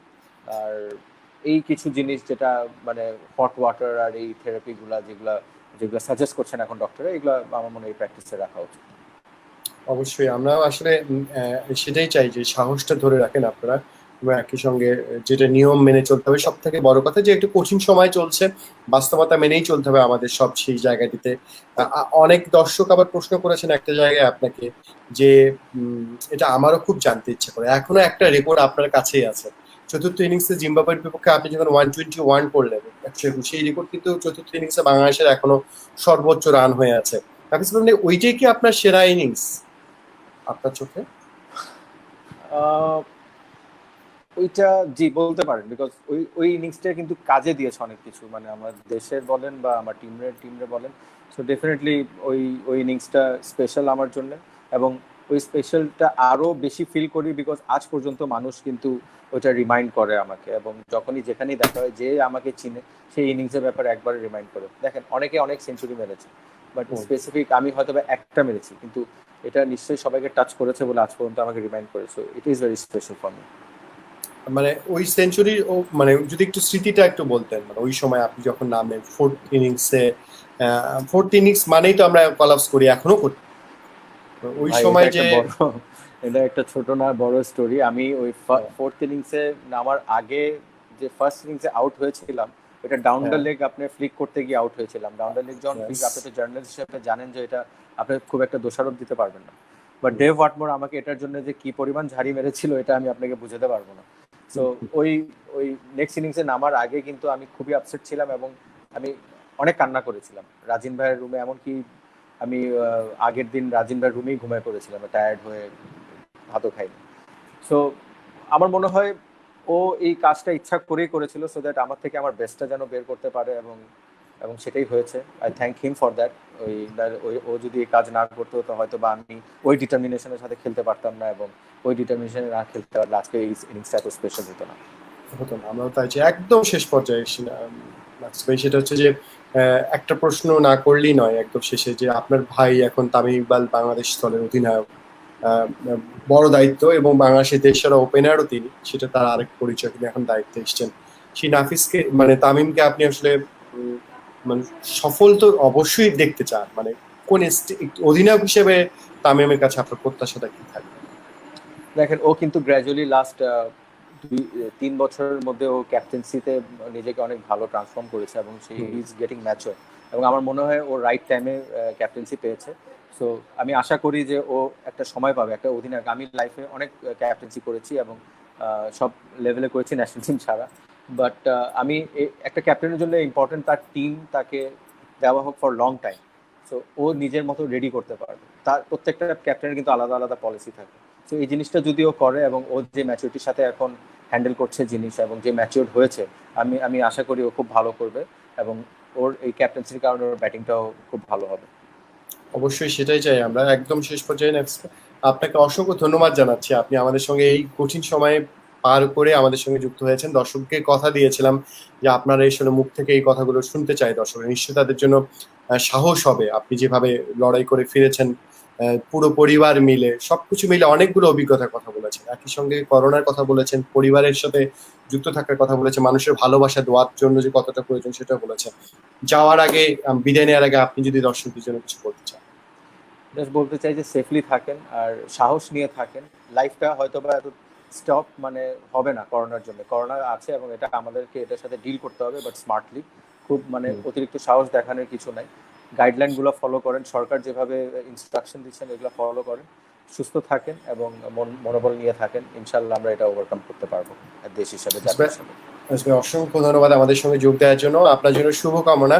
যেভাবে করোনাকে জয় করেছেন তেমনি জীবনের সমস্ত বন্ধুরত্বগুলো জয় করুন, সামনে দেখতে চাই, এবং একসময় নিশ্চয়ই মানে যে জায়গায় কাজ করছেন ম্যানেজার, নিশ্চয়ই শীর্ষে যেতে চান, সবার উপরেই উঠতে চান। দোয়া করেন। আমার ক্রিকেট ক্যারিয়ারটা যেভাবে শুরু করেছিলাম হয়তো বা শেষ ওইভাবে করতে পারিনি, অ্যাটলিস্ট এখন যে ক্যারিয়ারটা যে এগোচ্ছি যেটা নিয়ে, ওইটা যেন ভালোভাবে সফল হতে পারি। দোয়া করবেন তামিম ভাই, সবাই দোয়া করবেন। থ্যাংক ইউ ভাইয়া, দেখা হবে আবারও, দোয়া করবেন। Thank you. কথা হচ্ছে নাফিস ইকবালের সঙ্গে। তিনি সাম্প্রতিক সময় করোনা আক্রান্ত হয়েছিলেন এবং একই সঙ্গে করোনা থেকে মুক্ত হয়ে আমাদের কাছে আবারও পরিবার সহ সবাই এসেছেন। তার জন্য দোয়া, ভালোবাসা আপনারাও নিশ্চয়ই প্রার্থনা করবেন। দর্শক সচেতন থাকবেন। আজকে গেম ইজ নট ওভার অনুষ্ঠান আজকে এখান থেকেই বিদায় নিতে হচ্ছে। তবে যাওয়ার আগে দেশ বিদেশের খেলাধুলার সংবাদ আছে, ইংল্যান্ডের বিশ্বকাপ জয় সহ টুকটুক ক্রিকেটের যে সংবাদগুলো আছে, আমরা আসলে সেগুলো একটু দেখতে দেখতে চলে যেতে চাই। কালকে নিশ্চয়ই একই সময় দেখা হবে নতুন কোনো অতিথির সঙ্গে নিয়ে। ততক্ষণ পর্যন্ত ভালো থাকবেন এবং যমুনার সঙ্গে থাকবেন। And finally England, who 4 years ago in the world Eoin মর্গানের হাত ধরে 2019 সালের 14 জুলাই 44 বছরের আক্ষেপ ঘুচেছে ইংল্যান্ডের। আক্ষেপ শুধু ইংল্যান্ডেরই নয়, যেন ঘুচেছে বিশ্বকাপ ট্রফিরও। ঠিক এক বছর আগে এই দিনে ক্রিকেট ইতিহাসের অন্যতম সেরা এক ম্যাচ হয়েছিল লর্ডসে। 2019 বিশ্বকাপ ক্রিকেটের রুদ্ধশ্বাস সেই ফাইনাল, আর তাতে জিতে প্রথমবারের মতো বিশ্বকাপ শিরোপার অংশীদার বনে যায় ইংল্যান্ড। সেই ম্যাচের সেরা খেলোয়াড় বেন স্টোকস করেছিলেন 84 রানের অপরাজিত এক ইনিংস। এখানে শেষ নয়, সুপার ওভারে তার 8 রান ছিল আরো গুরুত্বপূর্ণ। এক বছর পর সেই ম্যাচের এক ঘটনা প্রকাশ পেয়েছে Morgan's man the inside story of England rise from cricket world cup humiliation to Glory বইটিতে। তাতে জানা যায় 147 মিনিটের ব্যাটিং শেষ করে বেন স্টোকস সাজঘরে এসেই ধূমপান করতে ছুটে যান ড্রেসিং রুমের পেছনে। নিজের উপর চাপ কমাতেই কাজটি করেছিলেন স্টোকস, আর চাপ কমিয়ে সুপার ওভারে জমা করেছিলেন 8টি মহা গুরুত্বপূর্ণ রান। করোনার প্রাদুর্ভাবে প্রায় 4 মাস ক্রিকেট নেই বাংলাদেশে। ফিটনেস ধরে রাখার কাজ ঘরে বসেই করছেন ক্রিকেটাররা। ভক্ত সমর্থকদের জন্য সেসব ভিডিও পোস্ট করছেন মাহমুদুল্লাহ মুশফিকরা। মঙ্গলবার নিজের ভেরিফাইড ফেসবুক পেজে ফিটনেস অনুশীলনের এক ভিডিও পোস্ট দিয়ে টি-20 অধিনায়ক মাহমুদুল্লাহ লিখেছেন, এ সময়ে নিজে থেকেই অনুপ্রাণিত থাকার মূল মন্ত্র হচ্ছে ইতিবাচক থাকা। করোনা লকডাউনে একঘেয়েমি জীবন আর ভালো লাগছে না ভারতীয় ক্রিকেটারদের। ইংল্যান্ড উইন্ডিজের ক্রিকেটাররা যখন মাঠে খেলছে তখন ঘরে বসে থাকতে কারই বা ভালো লাগে। তাই আর না পেরে সোমবার অনুশীলনে নেমে পড়েন ভারতীয় দলের দুই ক্রিকেটার সুরেশ রায়না ও উইকেট রক্ষক ঋষভ পন্থ। ইনস্টাগ্রামে নিজেদের অনুশীলনের ভিডিও দিয়েছেন রায়না, আর সেই পোস্টে ঋষভ পন্থকে ট্যাগ করে বলেছেন, চলো দিন শুরু করা যাক। এবার শ্বশুর শাশুড়ির পরিচয়ে পরিচিত হতে চলেছেন তারকা দম্পতি ডেভিড ও ভিক্টোরিয়া বেকহাম। মডেল নিকোলা পেলটেজের সঙ্গে বাগদান সম্পন্ন হয়েছে তাদের বড় ছেলে ব্রুকলিন বেকহামের। পাত্রের বয়স সবে 21 আর পাত্রী নিকোলা তার চেয়ে 4 বছরের বড়। ব্রিটিশ গণমাধ্যমের খবর, বাগদানের আগে গত 7 মাস তারা নাকি চুটিও প্রেমও করেছেন। পরে অবশ্য ইনস্টাগ্রামে তা স্বীকারও করে নিয়েছিলেন ব্রুকলিন বেকহাম নিজেই। আর নিজ পছন্দে বাবা মার সম্মতি নিশ্চিত হতেই বাগদানের সিদ্ধান্ত নিতে দেরি করেননি বেকহাম দম্পতির বড় পুত্র। প্রযুক্তির সর্বোচ্চ ব্যবহারে আয়োজন করা হয়েছিল একটি টি-20 ক্রিকেট টুর্নামেন্ট। শ্রীলঙ্কার ছোট বড় ক্রিকেটাররা এখানে খেলবেন বলে প্রচারণাও চালানো হয়। একই সাথে টুর্নামেন্টটি হওয়ার কথা ছিল শ্রীলঙ্কায়। সম্প্রচারও হলো ফ্যানকোড নামের একটি অ্যাপ আর ইউটিউবে। এরপর খবর বের হয় এর সবই ভুয়া। আয়োজক ইউপিসিএ জানায় এ ব্যাপারে তারা কিছুই জানেন না। একসময় ফ্যানকোড স্বীকার করে পুরো টুর্নামেন্টটি আসলে ভুয়া, আর তাতে বিস্ময় ছড়িয়ে পড়ে লঙ্কান ক্রিকেটে। নড়ে চড়ে বসে আকসু, বিসিসিআই ও শ্রীলঙ্কান ক্রিকেট বোর্ড। জানা যায় শ্রীলঙ্কা নয়, ভারতের চণ্ডীগড়ের মাঠ ভাড়া নিয়ে ভুয়া এই টুর্নামেন্ট আয়োজন করা। পাঞ্জাব পুলিশ এরই মধ্যে এই কাজে জড়িত 6 জনকে গ্রেপ্তারও করেছে। তাদের মাঝে একজন অভিজ্ঞ রবীন্দ্র ডান্ডিবাল। অভিযোগ স্বীকার করে তিনি জানান, টুর্নামেন্টের ম্যাচ নিয়ে অ্যাপের মাধ্যমে বাজি ধরার ব্যবস্থা ছিল। সালাউদ্দিন সুমন, যমুনা স্পোর্টস।